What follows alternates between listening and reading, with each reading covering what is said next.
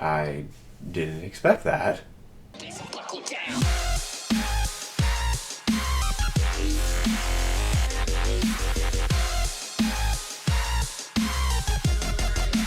So hey guys, this is my review for episode 2 of True Detective, and at least to say, wow, this episode definitely delivered something I did not expect. It's going to be interesting to try and not spoil it at all, especially in later episodes.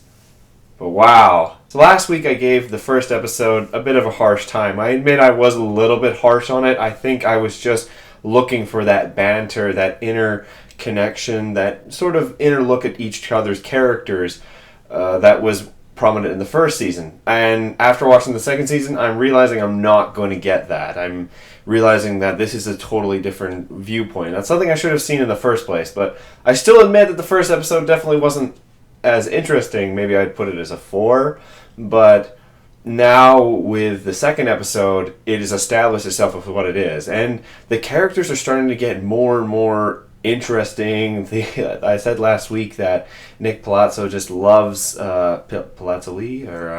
he just loves flawed characters, and his characters are becoming even more jaded, even more broken with each time they're on screen. And someone I really have to give credit to in this episode actually was Vince Vaughn. The monologue he does at the very beginning about being locked in a basement for 5 days, 3 of them being in the dark and killing a rat, that was interesting because it definitely has an overshadowing view of how helpless he sort of is in the situation with the Casper situation and the whole sort of train deal kind of falling apart.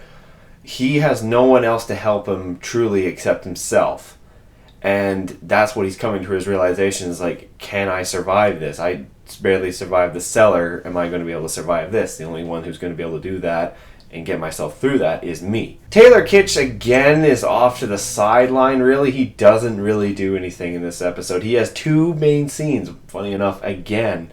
The first one being with his mother, which was very interesting. It showed his jaded past and basically his absolutely awful kind of upbringing. You just got this whole sense of this very kind of uncomfortable sort of situation with his mother. Then Colin Farrell is dipping himself into even deeper and deeper darkness. And Rachel McAdams actually has an interesting scene with Colin Farrell where they're having this exchange in the car about why she has the knives. Her outlook on why she has these knives in her thoughts, her negative thoughts against men, was a very interesting sort of conversation. And Colin Farrell's like, well, yeah, I'm a feminist, so yeah.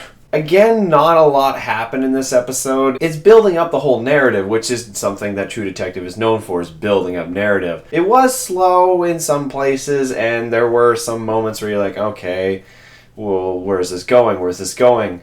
And then the end of the episode. I haven't wanted to watch the next episode of True Detective this badly since the season finale of the previous season. So we're at episode 2 and you already have me dying to see the next episode. The photography was once again absolutely beautiful. There was a lot more cuts to city shots than normal, which was kind of odd, I found. It seems that is the transitional period. When you see a shot of the city, that's when they're transitioning to a new character. It's their version of a side swipe or something. The episode wouldn't have been as interesting to me if there hadn't been that finale, that end.